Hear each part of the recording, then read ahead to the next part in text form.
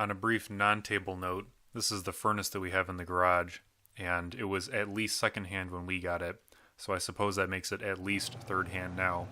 The stamp inside is from 1978, and it's got a few miles on it, but it works pretty well now that we did some troubleshooting and got it running, so that's very helpful on the temperature in the garage. Unfortunately, and there's always a caveat, we had my multimeter in line with the flame rod to troubleshoot it and see how much current was going through, and it ended up running the igniter through it. So it was more than an eighth of an inch, maybe a sixth. If we use 3 million volts per meter, that's a little under 13,000 volts that ran through this thing. And it wasn't on the voltage protected end. It was on the sensitive current terminals, which are 400 milliamps max, and even the voltage one is 1,000 max. So in any case, we enabled a special Easter egg on this thing now. The Fluke 87 has hieroglyphics mode, where it lights up all over the place, and unfortunately I can't read those. So I couldn't find anyone online who'd had this problem before. It appears if you fry the fusible resistors, it just reads no load, and you still get sensible things otherwise. So if anyone has any info on this, I would appreciate it, because it's a fairly expensive meter and it worked great. I'd love to have it back. I'm going to reverse course a little bit on the star strategy here. When I was talking about shifting these lifting levers out to the frame, I still think that that would be a good thing. It would give us some benefits. But what I had neglected is that once we added this centerpiece, and we actually went ahead and built it, the mushroom part that I talked about, we'll do a little close-up shot here where we're just showing how it works and giving it a rotation. When you drop that in the center, you leave only a small room on the outside, and we need to be able to have at least two of these linear guides which ride on the center shaft here. Now I was thinking about shifting the center shaft out to the sides, and we just run out of room to put that on in there. You can't put it out here for various reasons. Things underneath would bump into it. I showed how close some of the tolerances are in the previous video. So I went back and I said, all right, are the disadvantages that I had identified for this, are they truly accurate, and what makes them disadvantages? So one thing was that I realized the whole friction deal on here on the star probably isn't as bad. I mean, it is not as bad as I had in my mind. I was kind of fired up to do this new strategy. And if you look, there's no digging in, aside from a few scratches before I rounded them off. And I've opened and closed this table a few times, so that doesn't seem like much of a problem. It clearly works. I've run it back and forth plenty of times with this strategy. So what we want to do in that case is add adjustability, which is what we were trying to add with the other one, because it does need that, and come in here and trim this up and make it real nice and smooth. I had jigsawed it before. We're going to do it with a router now. Make it extra circular, really round it over nice.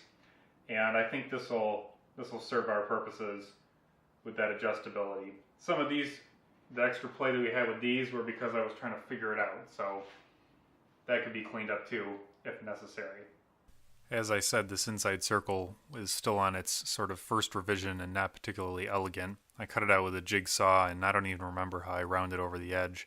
It was probably a combination of chisel and rasp or something like that. There's a few marks from use here with it being dark, but that's about it.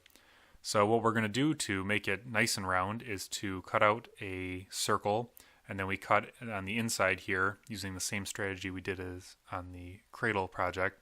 Then we're going to drop that ring in and tack it down with a few 18 gauge nails, short ones, and use the top bearing flush trim bit to run around there and just trim off a little bit and clean that up and get it perfectly circular.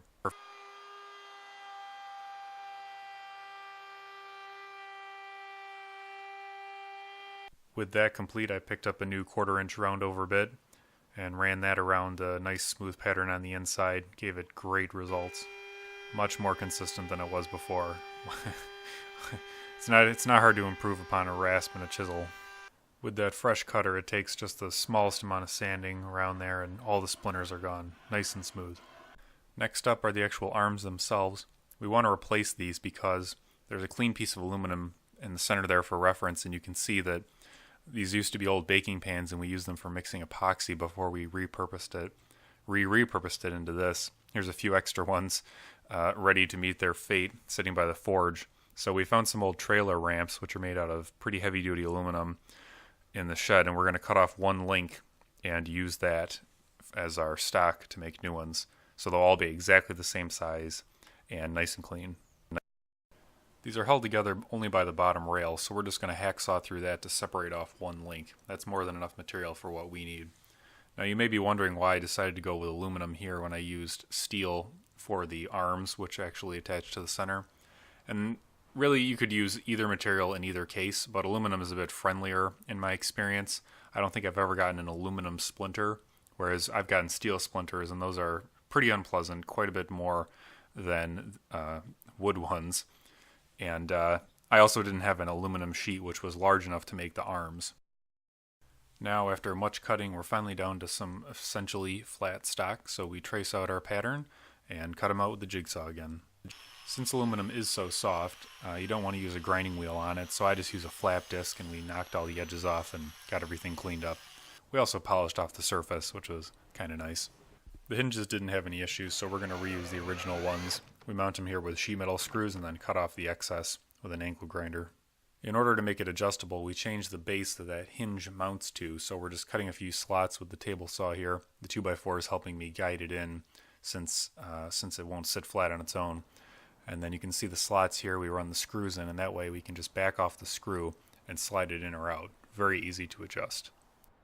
We dropped them into the center of the table and just got a feel for them. I knew the length was pretty close based on the previous one, but it always needs some adjustment. And then here we needed to be able to slide in a little further, so we trimmed off the block that holds that center bearing using just a oscillating trimmer tool. The part of the arm that rides against the star does so at a variety of angles as it lifts up, so we round off this edge by hand to make sure it's smooth all the way over. A single screw at first gives us a little rotational freedom to make sure it's lined up perpendicular to the center, or in line with it, whatever you want to call it, and get that adjusted. Drop the second screw in, and then put the star on and just eyeball it from the side and get everything lined up. The table upgrades are complete. Let's take it for a test drive.